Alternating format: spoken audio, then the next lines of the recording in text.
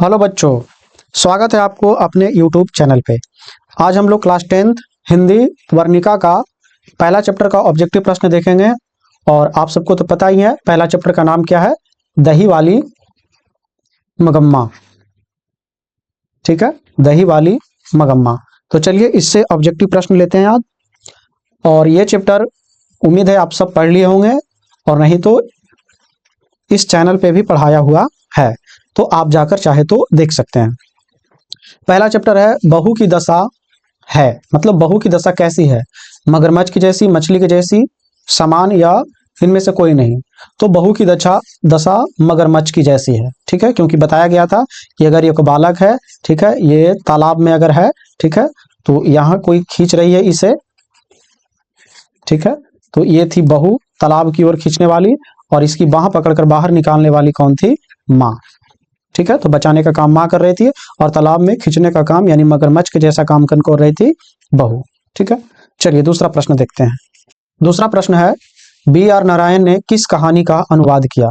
तो अगर इस कहानी का लेखक परिचय बेहतर पढ़े होंगे तो आपको पता ही होगा कि बी आर नारायण ने दही वाली मगम्मा कहानी का हिंदी अनुवाद किया था, क्योंकि दही वाली मगम्मा एक कन्नड़ भाषा की कहानी है। ठीक है, तीसरा सवाल है, दही वाली मगम्मा कहानी किसे संदेश देती है? तो दही वाली मगम्मा में बहुओं को संदेश दिया गया है। ठीक है, चौथा सवाल है, मगम्मा के परिवार में कुल कितने सदस्य थे? तो एक मगम्मा थी, उसका बेटा था, बहू थी, और उसका एक बेटा था बहू का भी, तो टोटल हो गया 4। तो इसका सही आंसर हो जाएगा 4। पांचवा नंबर सवाल है, कथाकार को बरसों से मगम्मा कौन सी वस्तु दिया करती थी? तो मगम्मा क्या बेचा करती थी? तो मगम्मा बेचा करती थी दही, तो इसका सही आंसर हो जाएगा दही।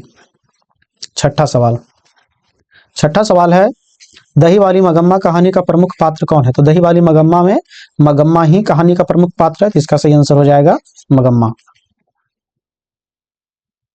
7वां नंबर सवाल है, दही वाली मगम्मा कहानी का कथावाचक कहां से है?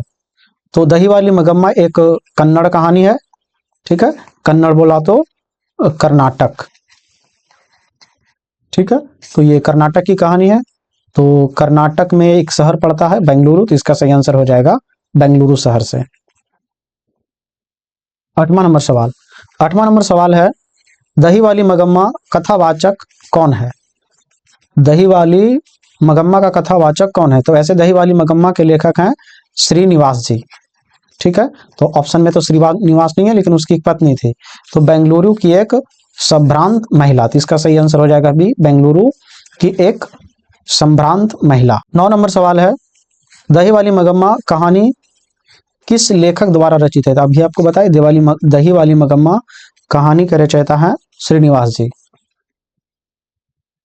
10 नंबर सवाल है, उस घर में अब सास और बहू स्वतंत्रता की होड़ लगी है, यह पंक्ति किस कहानी की है? तो यह पंक्ति है दही वाली मगम्मा की।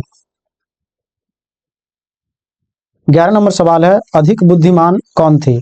मगम्मा, गांव की एक अन्य महिला, नजम्मा, या इनमें से कोई नहीं? तो अगर बुद्धिमान की बात करें तो नजम्मा थी, क्योंकि अपनी चालाकी से इन्होंने माँ जी को, ये अपनी सास को मिला ली थी। 12 नंबर सवाल है, मगम्मा प्रतिनिधित्व करती है एक नगरीय महिला, एक ग्रामीण महिला, एक संभ्रांत महिला, इनमें से कोई नहीं? तो मगम्मा एक ग्रामीण महिला थी, तो इसका सही आंसर हो जाएगा बी।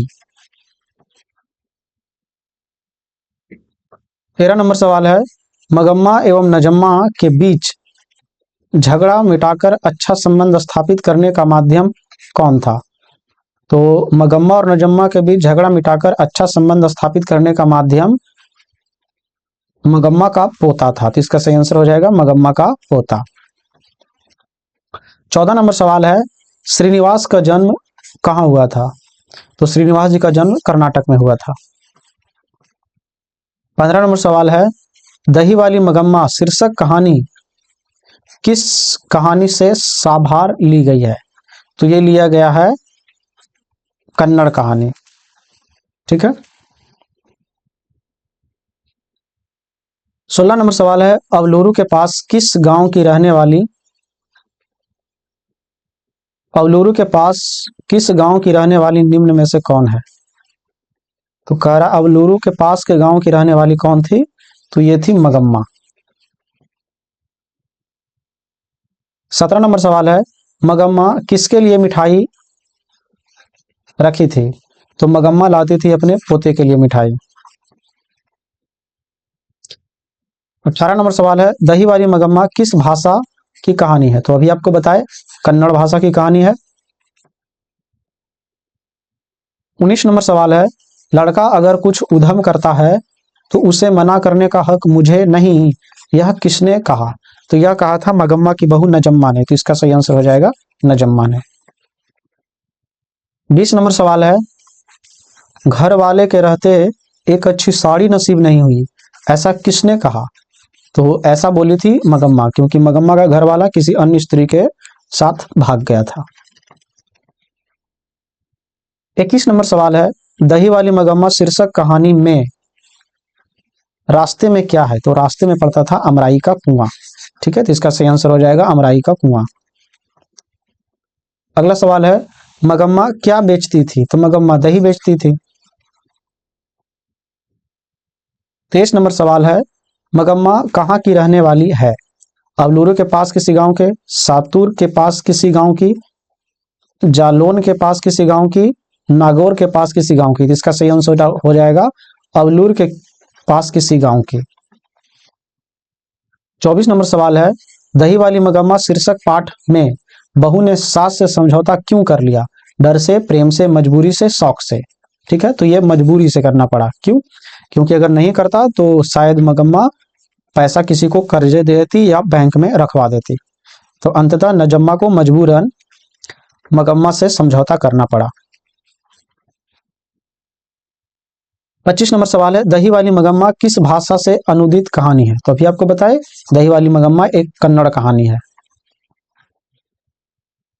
26 नंबर सवाल है, मगम्मा किससे साध था? साध मतलब लड़ाई झगड़ा या उदासी। तो मगम्मा को बहू से साध था।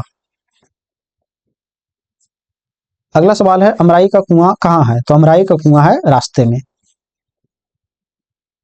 28 नंबर सवाल है, क्यों री राक्षसी इस छोटे से बच्चे को क्यों पीट रही है? किसने कहा? तो ये बोली थी मगम्मा ने, जब उसकी पतोह नजम्मा ने अपने बेटे को पीटी थी।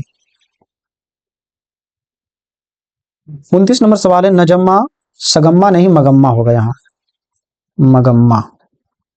ठीक है, मगम्मा की कौन थी? तो नजम्मा मगम्मा की बहू थी। इसका सही आंसर हो जाएगा बहू। 30 नंबर सवाल है, श्रीनिवास जी का जन्म कहाँ हुआ था? तो श्रीनिवास जी का जन्म हुआ था कोलार के कर्नाटक में।